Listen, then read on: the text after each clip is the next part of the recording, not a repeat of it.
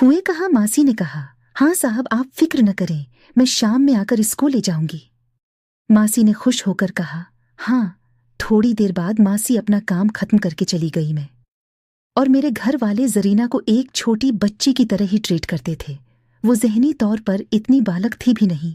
खैर, मासी के जाने के बाद मेरे जहन में मंसूबा बनाने लगा कि किसी तरह अपनी ख्वाहिश पूरी करूं, मगर मुझे डर भी था ये शोर मचा देगी या बाद में किसी को बता देगी।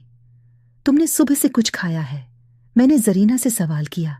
जरीना ने कहा, जी थोड़ा सा खाया था। मैंने कहा, तुम यहाँ न बैठो, या तो सोफे पर लेट जाओ या फिर अंदर जाकर बेड पर लेटो। ऐसे बैठी रहोगी तो आराम नहीं मिलेगा। मैंने जरीना को कहा, जी अच्छा। ये कहते हुए वो उठी और रास्ते में लड़खड़ाने लगी, तो मैंने भागकर उसको पकड़ा और सहारा दिया। तुम तो काफी कमजोर लग रही हो, चलो मैं तुमको ले जाकर बेड पर लेटाता हूँ। ये कहकर मैं इसको पकड़कर अपने बेडरूम में ले गया और इसको बेड पर लिटा दिया। फिर किचन में जाकर इसके लिए एक सेब काटा और दूध गर्म करके कमरे में ले आया। चलो ये खाओ, और फिर दवा भी लेनी है, शाम तक तुमको ठीक होना है। ये कहते हुए मैं उसकी जानिब देखकर मुस्कुरा, या जवाब में वो भी मुस्कुराई। वो सेब खाने लगी और मैंने टीवी ऑन किया। मैं एक के बाद एक चैनल तब्दील करता रहा। मैंने चैनल तब्दील किया तो एक न्यूज़ चैनल था जिस पर न्यूज़ आ रही थी कि शहर के हालात खराब हो गए हैं, हंगामे शुरू हो गए। मैंने जरीना से पूछा कि तुम्हारी नानी किसी जगह गई है। अब काम पर जरीना को उसका अंदाजा नहीं था, वो तो बस अपनी नानी के हमराह साथ चली जाती थी। खैर, मैं सोचने लगा कि मासी कैसे आएगी और कैसे जरीना को लेकर जाएगी।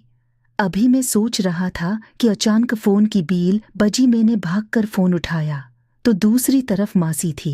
वो काफी घबराई हुई थी। मैंने पूछा, तुम कहाँ हो? तो मासी ने जो एरिया बताया वो मेरे घर से काफी दूर था और वहां के हालात खराब थे।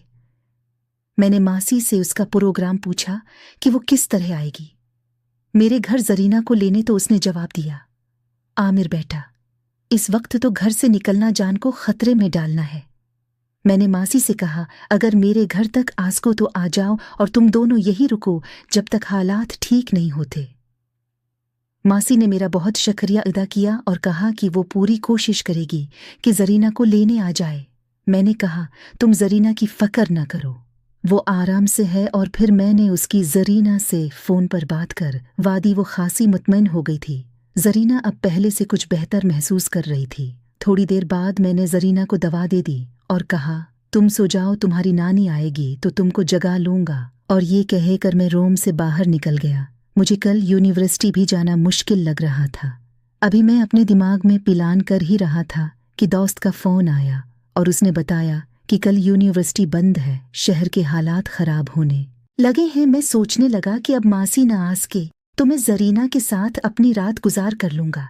मैंने टीवी ऑन किया तो पता चला शहर के हालात मजीद खराब हो गए और शहर में कर्फ्यू लग गया है। मैं बहुत खुश था तो मैंने किचन में जाकर खाना गर्म किया और सोचा कि जरीना को जाकर देखूं उसकी तबीयत कैसी है। अब जरीना का बुखार उतर चुका था। जरीना मुझे पसंद करती थी मगर वो मुझे बताती नहीं थी।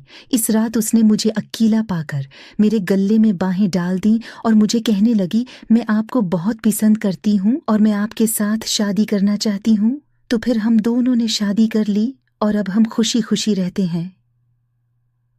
हाँ तो दोस्तों, अगर आपको कहानी पसंद आई है तो मेरे चैनल को सब्सक्राइब करें ताकि आपको मज़ीद ऐसी कहानियाँ मिल सकें।